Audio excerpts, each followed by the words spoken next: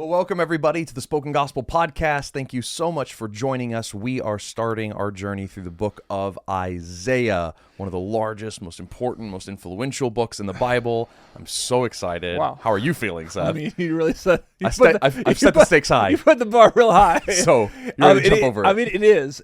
Of the 66 chapters in the book of Isaiah, 47 of them are mentioned in the New Testament. Oh my gosh. The New Testament authors loved the book of Isaiah, and they pulled a lot of their theology about the Messiah and who Jesus was from the book of Isaiah. It's a massively important book in our Bibles. Yeah. Why do you think it is that it was such a beloved book? I have thought about that. Part of the reason is because of the types of things that Isaiah says, like that we're really familiar with, like "Unto us a child is born, the virgin shall conceive and bear a child named Emmanuel. There will be a suffering servant whose wounds by which we are healed." Like there are things that we like know as Christians that are like repeated every Christmas and Easter because of Isaiah, because there just doesn't seem to be anybody else in history who fits the details quite like what Isaiah is prophesying. So it's kind of like there are many other prophetic books that seem to talk about things that there are analogs to, in the near future, or, I could see that happening through these means, or, it just happened. Yeah. And a lot of other prophets have things that they kick out. That's right. But Isaiah seems to have a lot of those. Okay. And I think uniquely, I mean, we've just come out of like Jeremiah and Ezekiel. Yeah. And they're prophets of doom. Totally. Like by and large, their prophecies are negative in nature. And something that is interesting about Isaiah is that he like butts up like God's judgment of evil right next to his promises of compassion and redemption. And like, there's very few chapters where those two themes aren't smashed together almost constantly. So you have in Isaiah something that is really stark, like a lot of the other prophets, but in a really condensed format, also really hopeful. Yeah. And I think that like is easier to digest. Totally. Like, on a it's more fun level, to read. It's more fun to read. Like when you're in Torah school as an ancient Hebrew, it's like, man, Ezekiel's dark days. Yeah. But Isaiah, you get hope when you're memorizing those passages of Scripture. That's really interesting. It reminds me, because it is true, I didn't think about how doom-filled or hopeless large swaths of Ezekiel and Jeremiah were. And a lot of the minor prophets as well. A lot of doom, it's a like, lot hey, of judgment. Israel, you're messing up. Yep, You're and all the nations are going down too. And it was just like, man, good grief. I mean, I get it, but golly. Yeah. But this sounds more like the Psalms in a sense. It reminds me of the Psalms, or in the Psalms a lot of times you have like this like, what's going to happen? Yeah. Nothing good is ever going to come to me. But I know that you will save me and that you'll come through and that your steadfast love will endure forever. Yeah. And it seems like that's kind of how you described a lot of Isaiah's prophecies, where there's like, hey, let's get serious. Let's talk about some really serious things. Yeah. But there's hope. Yes. And I think that cool. that's more fun to read. Yeah, it's true. Not that all parts of the Bible are edifying, but it does feel like it makes it more ripe for imagination and for like meditation as well. Yeah. So that might be, I mean, I'm like speculating on the minds of the apostles and the New Testament writers, but like these are so let me segue into another question by making maybe a really dumb observation. Yes. But it's like, it's interesting to think, okay, we're talking about different prophets who are hearing from God and saying what they're hearing. And Ezekiel and Jeremiah seem to have their own kind of doom tone. Yeah. And there are moments of hope, but it's very different. Isaiah kind of sounds different. Is he hearing different words from God? Like, is he a different kind of prophet? Which just kind of leads me to the question of like, so how does prophecy work, and why does God talk differently to different prophets? And why is the book structured so differently? I'm just curious about that kind of stuff. Well, I think that whenever we have a conversation like what is prophecy, I think it's just helpful to go back to the book of Deuteronomy. That makes sense. Which is, everybody goes back to the book of Deuteronomy to talk about prophecy. Well, this is where we get the first like laws from God about what prophets do and how they interact with the nation of Israel. So if you jump to Deuteronomy 18, in chapter 9, it says this. It's chapter 18, verse 9. It says, when you come into the land that your Lord your God is giving you. So this just let's recap Israel's history. Moses has just led Israel out of slavery in Egypt. They've gone up on Mount Sinai. They've been given a set of commands by God and a promise that there's a land for theirs to take. Yep. Israel is now a nation for the first time. God is speaking directly to Moses, and now they're about to go and rule a kingdom. And so that's the history up to this moment. They're about to take the land, and when you're there, you shall not learn to follow the abominable practices of those nations. And then he lists things like divination, fortune-telling, necromancy, the interpreting of omens. The interpreting of omens. So interesting, when you go into the land, you're not to look for divine guidance from the sorcerers, from reading the livers, or the fatty lobe of the liver, or whatever it is. Like, that's not how we talk to God. And then in chapter 15, or verse 15, we're told how God will speak to his people. The Lord your God, instead of any of this, the Lord your God will raise up for you a prophet like me, Moses, from among you, from your brothers. It is to him that you shall listen, just as you desired of the Lord your God at Horeb, which is Mount Sinai, on the day that we gathered there. And when we were there at Mount Sinai, you said, let me not hear any more again the voice of the Lord my God, to see this great fire any more, lest I die. And the Lord said to me, they're right in what they have spoken. I will raise up for them a prophet like you from among their brothers, and I will put my words in his mouth, and he shall speak to them all that I command. So if you remember that moment on Mount Sinai, fire, flame, smoke, Israel's like, hey, I don't want to have that close of an interaction with God. That seems terrifying. Moses, you go. You act as this mediator between God. You go listen to God. And we'll listen to you. He'll put his words in your mouth. You come tell us what he said. That's right. So the role of a prophet does this for Israel. Speaks to God's people, God's words. That's right. Okay. And in particular, in the context of becoming a kingdom and becoming a nation in the land of Israel. So the prophet was always supposed to have some sort of like access to the royal throne room. He was supposed to direct the kings of Israel in their policies and administration in the land of Israel. Because they're not supposed to go anywhere else for divine guidance. That's right. As they grow and flourish as a nation. That's right. Okay. Because prophecy was like common throughout the ancient world. Every king had their prophets. Everybody talked to their gods about who to go to war with and who not to go to war with and which treaty to make. And they all had their different mechanisms and different incantations. That's right. Yeah. And God says, hey, no cantrips, no weird stuff. Just listen to the prophet. And that's who a prophet is. He is this person who God communicates to his laws, and that person, the prophet, applies those laws to new situations that Israel may not have known how to deal with in the past. It's like, hey, when an army comes up against us, what do we do? The law doesn't tell us whether or not to go to war. Right. It tells us how to go to war in some circumstances, but not what to do in this particular circumstance. That's right. So the prophet is supposed to interpret and help them know what God says. Yes. Okay, is that that makes a ton of sense. Yeah. So was Israel in a particular moment in time when they needed prophecy? Is that why Isaiah kind of comes to the fore here? Yes. Like, so that's because right. I'm like, are they in like a crisis and they don't know what to do? Most certainly they're in a crisis. Okay. Israel is a couple hundred years after their civil war.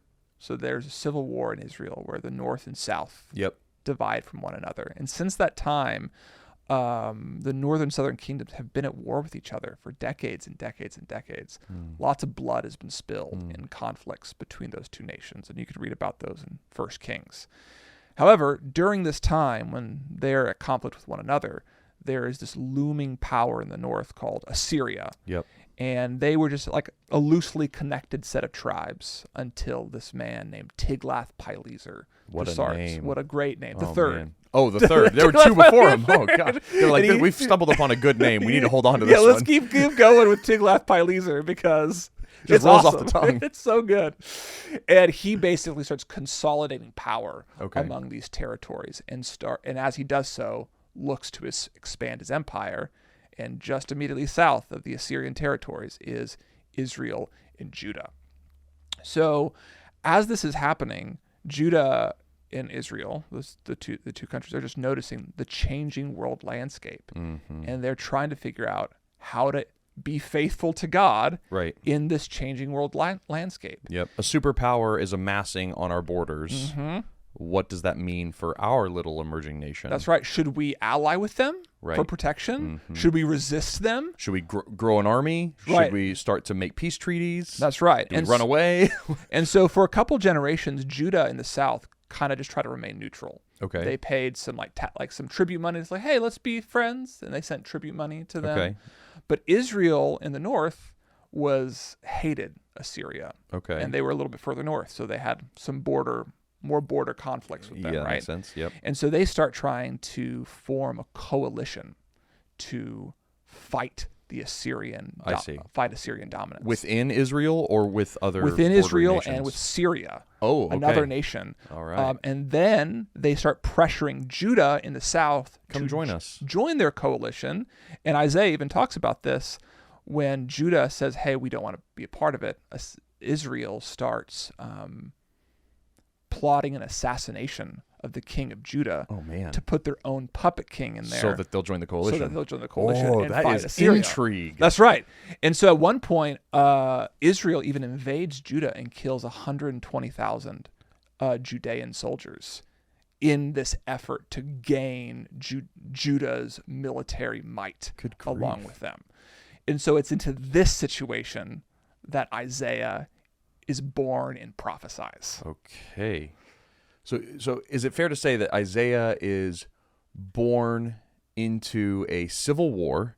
Two decades into a civil war. 2 decades into a civil war. More than that, but yes. Okay. Yeah. A way, like, he's, but like, yes. That's like his setting, surrounded by an amassing world power that their little nation is still trying to figure out how they're going to coexist, defend, or die underneath. Yes, that's right. And so it's extremely volatile politically. Yes. And then, like, I'm sure it also has all these religious, in a sense, faith connotations. Yes. In the fact that, like, well, we have these two scattered tribes, like groups of tribes in the north and the south. And then, but what does this also mean for all the promises God gave them about their land and how it's going to flourish? Like, yeah, I have so many questions. But okay. I can reserve them for now. I think those are all the right questions to start asking. So Isaiah is living during this time of, like, intense political crisis. And as a prophet, he is supposed to guide the king in how he's supposed to act. And the king on the throne during this time period is a man named Ahaz, King Ahaz. He's not a great king. He's responsible for, like, putting a whole bunch of idol shrines in Israel. He's starting to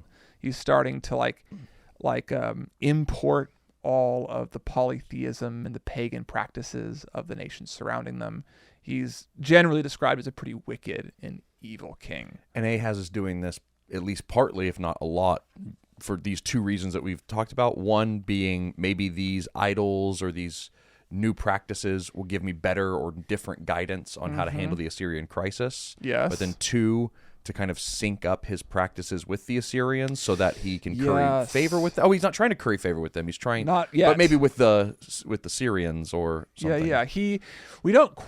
We're never told his motivations explicitly. We just know that from the Book of Kings that's what he's doing. Yeah. Generally, when you import gods, you're trying to curry favor with the gods that you're, like, with the nations whose gods you're importing. Right. But in this particular case, they're against Assyria, they're against Syria, and they're against Israel. And so they're trying to maintain their little sphere of sovereignty and trying to figure out how to handle this conflict. And so what ends up happening in Isaiah's day is that as Israel and Syria start pressuring Judah to join their coalition against Assyria, Judah just goes around them and goes to Assyria and says, hey, we know you're the up-and-coming player here. We want to be on your good side. We'll start paying you money if you take care of this little problem for us and you can have all that land.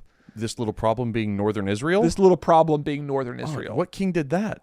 King Ahaz. Oh, and this is what Isaiah tells him not to do. Well, yeah, that is messed up. And Isaiah tells him, if you do this, they'll betray you. Of course they will. They'll betray you. And then this is actually where we get the Emmanuel prophecies, which we'll talk about in a little bit. But like this is the political situation happening in the first part of Isaiah. Okay. And then a little bit later in Isaiah, we have another fairly similar situation happening, but just fast forwarded a couple years. Assyria eventually takes over Israel and Syria. And, just like Isaiah prophesied, starts gunning for Judah in the south. But by this time, Ahaz's son is on the throne, Hezekiah. And Hezekiah has to deal with the same problem his father did, or has to deal with mistakes of his father. Yep. Assyria's on their doorstep now. Assyria's own war journals chronicle the 46 towns in southern Judah that they conquer. And they hole up in this military city called Lachish. Do we have these outside the Bible? We have these outside the Bible. That's cool. Okay. And the Bible also mentions them. So there's some cool stuff there. And then basically from Lachish, they start to besiege Jerusalem. And it's in that place. It's like, okay, will Hezekiah trust where Ahaz, his father, did not trust? And by trust, you mean listen to what the prophet says. Yes. Isaiah told Ahaz, don't go into an alliance with Assyria. Yep. Trust your God. Yep. He will deliver you. Yep. Ahaz is like, nope, never mind, man. I mean, and it doesn't make any sense. That's right. Right. Trust God to do what? Where is he? Yeah. Assyria's there. I can go shake their hand. I'm just supposed to sit around and wait for God to do something? Yeah. Like what was Isaiah asking Ahaz to do? I think he was just asking him to pray. Just to stop. To stop and pray, because when he tells this to Hezekiah, Yeah. when the army is besieging Jerusalem, Hezekiah just goes to the temple and prays. And that night, 185,000 Syrians die overnight. Yeah. And you can read the Assyrian war journals. The records of this embarrassment just are gone from history. It's like something miraculous happened because Hezekiah prayed. And that's all he did. He trusted God to control the outcome of the battle, and things changed. Okay. Those are two helpful parables to kind of have us think about this as we're asking the question, what is prophecy? Yes. Like a prophet speaks God's word and will to the king, and the king is supposed to listen to it. Yes. And if he does, then God's will and kingdom come to earth. Yep. If he doesn't, then bad things happen. Bad things happen. To put it very scholarly. Bad juju. Okay, yeah, I get that. What are there any other features about Isaiah's prophecy? Because right now it just sounds like he is, a conflict happens. The king comes to him and says, "What do I do?" Isaiah prays and says, "Do this, don't do that." Yeah. Is he doing anything else, socially? Because I know a lot of the other prophets speak against injustice. They speak, to the people on hey, fix your, your rigged measurements and things like that. What else is he talking about? I mean, so maybe let's just talk about the structure of Isaiah, okay. Yep. and this will get us a little bit closer to the question you're asking. So in Isaiah has 3 really well defined sections, universally recognized as three clear divisions in the text. The first one is the first 39 chapters. Okay. Chapters 1 to 39 deal with the conflicts with King Ahaz and King Hezekiah. So that first 39 chapters deals with all that goes on during that period. Isaiah's prophecies during that time, his commands to the kings, and got his oracles against the rest of the world. So this is probably what you're getting at here. For most of those first 39 chapters, there's a couple chapters about Ahaz, a couple chapters about Hezekiah. But from chapters 13 to 36, Isaiah is just prophesying the end of evil world empires, the end of Babylon, the end of Moab, the end of Philistia, the end of Assyria. God is coming to judge evil, both in Israel and Judah, but also across the whole world. So if Isaiah, or if a prophet, especially a court prophet to the king, is supposed to answer questions of what do I do in this given political situation, why is Isaiah spending so much time talking about other nations? The question that comes after saying, okay, instead of going to the diviners, listen to my prophet. Yeah. And he'll tell you what to do. First question any reasonable person will ask is well, how do I know what he's saying is true? Oh, right. Yeah. Yeah. Is he just making all this up? Is he just making all this up? Is he just pretending to talk to God and tell him what to do? Right. And then Deuteronomy says, well, if his words come to pass. Yeah. If the things he That's says. how you know a real prophet is a real prophet. That's right. If their words come to pass. That's right. And if they don't, you stone them. Yeah, that's right. That's like real intense. And so these prophecies are Isaiah's resume. Okay. In a sense, these are the things Isaiah is prophesying that come true during his lifetime. Oh, man. And he's prophesying against world nations and world empires. powers, nations that fall and rise during his, like battles that happen. Oh, Yes. dang. Okay, so, I'm Yeah, trying yeah. to think. There's like a metaphor coming to mind, but it's like he's not saying, I bet a blue truck will drive by in some time today. Yes. And it's like, well, the odds of that happening are pretty good. Yeah. But if I said, like, I'm going to tell you something, South Korea is going to invade North Korea very soon, and it's going to fall. And then you just kind of wait around and nothing happens, and it's like, you're a liar. You're a liar. That's right.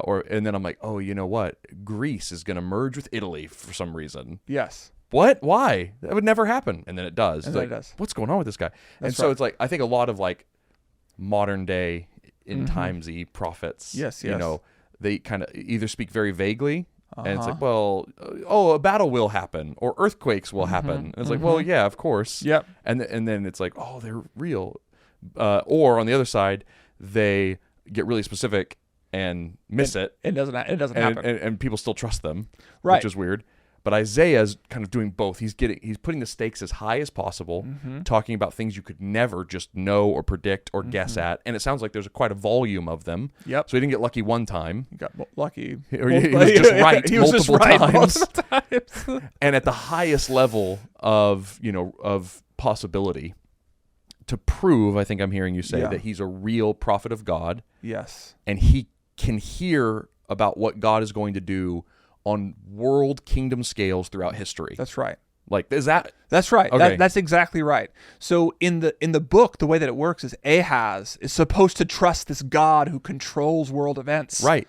And he doesn't. Yeah. And then right after the Ahaz story ends, you get prophecy after prophecy of world power falling and evil being judged throughout the world. And then you get to Hezekiah. And the question is, will Hezekiah trust the God of history? Right. Will he trust the one Isaiah speaks on behalf of? Yeah. Will he trust the one who can control nations by his word alone?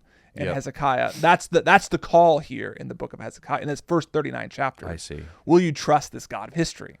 The God of history. The God of history, yeah. That seems like I should should- highlight, the God- write that in next to Isaiah Yeah. in my Bible. Will I trust the God of history? Yes. Is that like a good I mean, that's great. theme statement? That's a great theme statement, Okay. at least for that specific section of Okay. Isaiah. Will yeah. you trust the God of history? And so all of these other things Isaiah is doing is really proving that he does hear from God, Yes. and that you need to listen to him. That's right. Okay? That's right.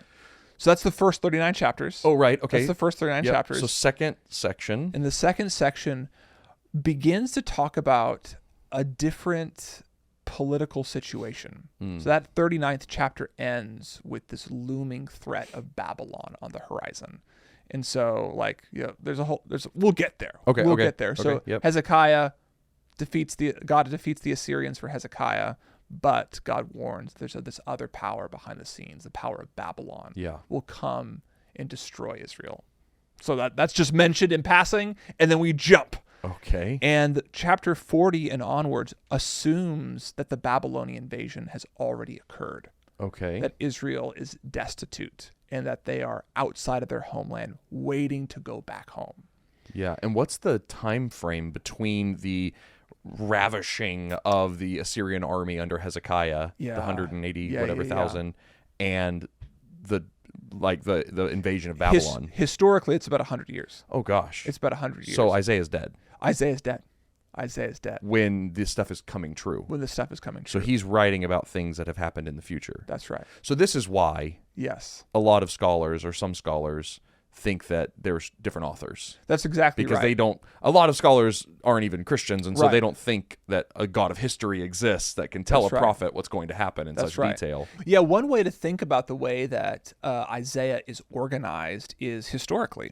So a lot of people will say chapters 1 to 39 happened during Isaiah's lifetime. Mm-hmm. Chapters 40 to 55 happened during the Babylonian exile, which was about 100 years later.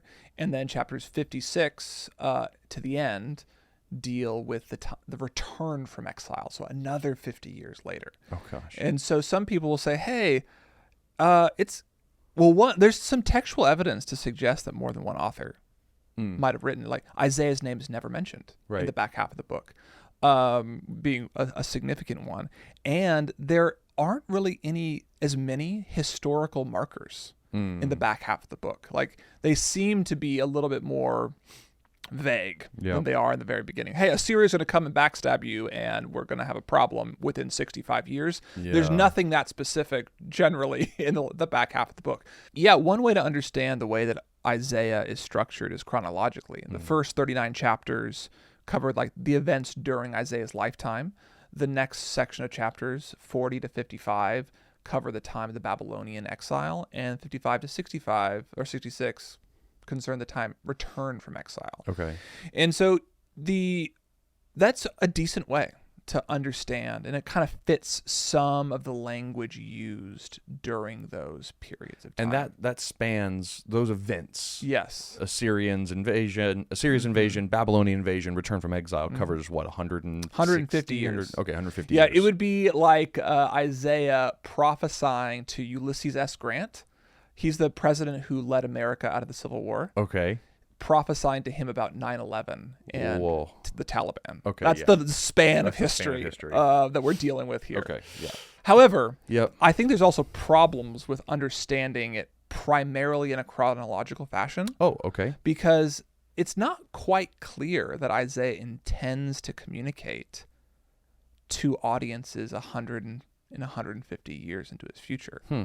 Because the prophecies that a lot of people consider, like in that 40 to 55 about the return from Babylon, those would still make sense to people living during Isaiah's time.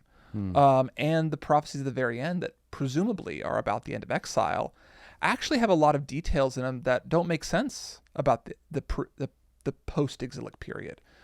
Idolatry is mentioned frequently throughout that section, and idolatry is not a problem in Israel during that time. Like the Babylonian exile does what God intends it to do. Cleanses and purifies the land. Cleanses Israel of their idolatrous tendencies and brings them back to Torah observance. Right. So the fact that there's a whole bunch of like warnings against idolatry, the back half of the book makes it seem like Isaiah is still speaking to people in his day. That's interesting. So a way to say that would be he maybe uses pictures, omens in a sense, about a coming Babylonian invasion, and then of course what would that mean? Exile. But there's promises of God, of course we're going to come back. And he uses that as a picture or a warning or a teaching mechanism to talk to the people of his day. That's right. To get them to do what?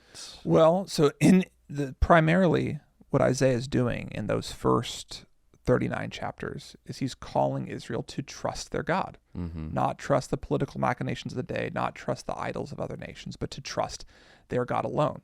And he has prophecy after prophecy that comes true during his lifetime. During his span of life, he's been proven successfully.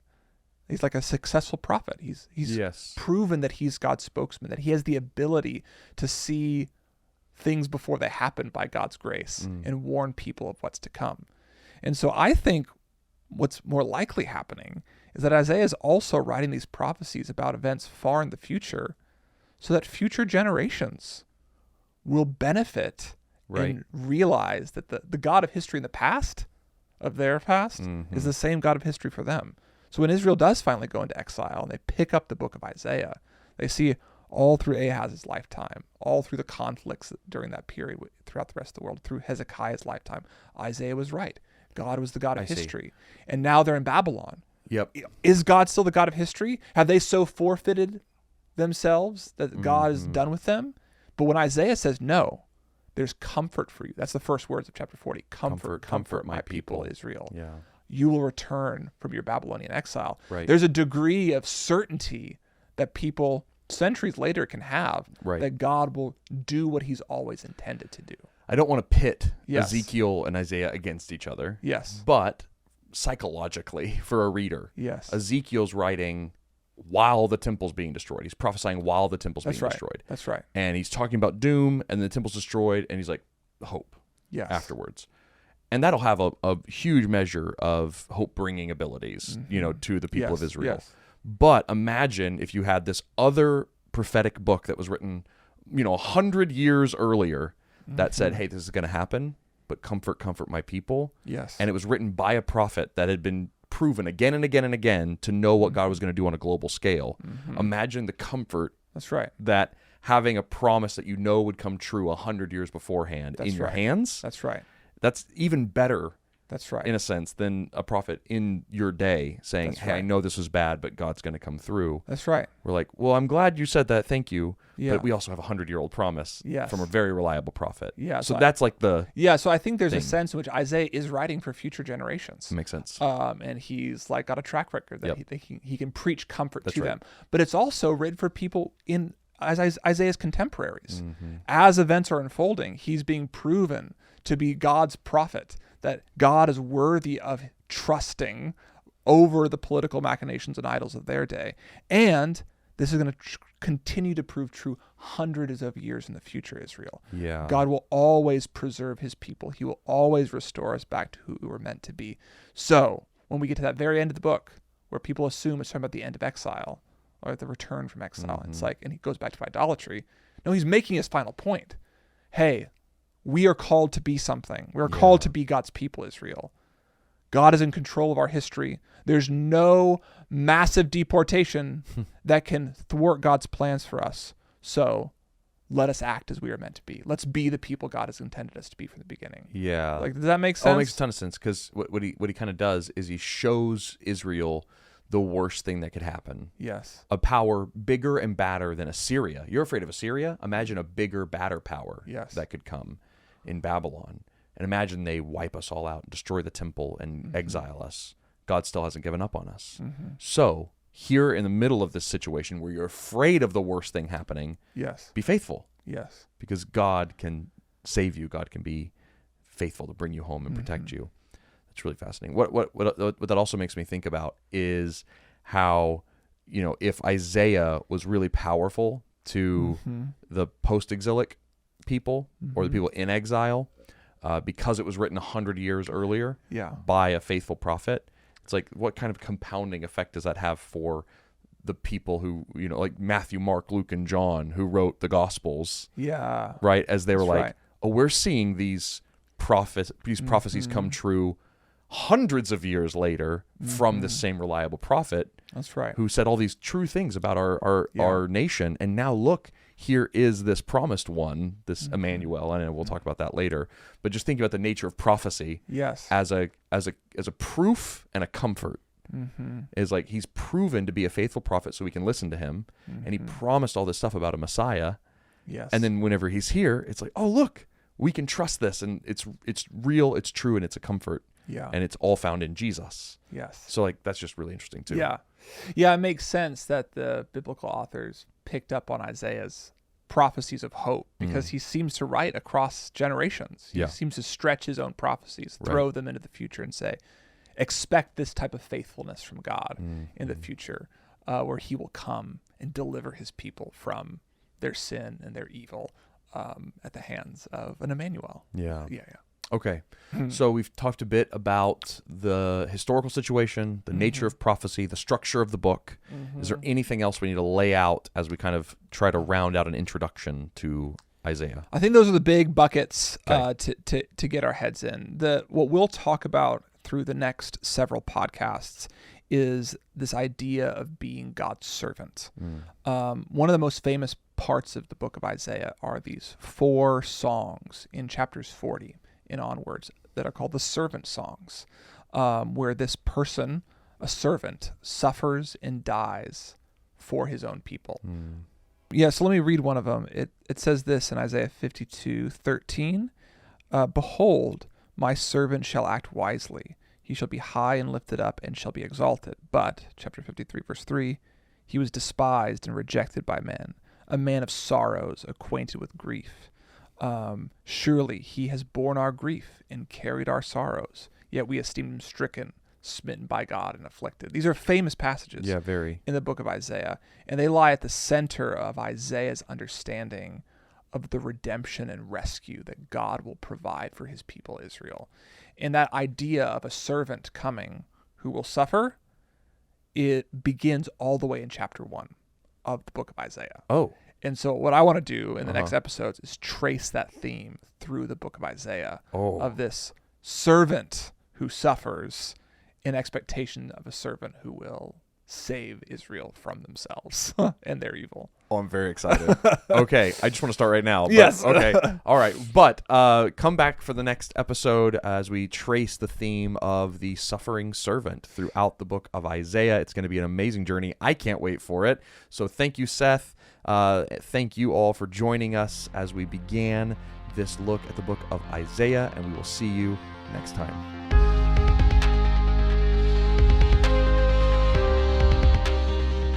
Thank you for listening to the Spoken Gospel Podcast. Spoken Gospel creates short films, devotionals, and podcasts like this one. Everything we make is free because of generous supporters like you. To see our resources, visit spokengospel.com or subscribe to our YouTube channel. Thanks for listening. See you next time.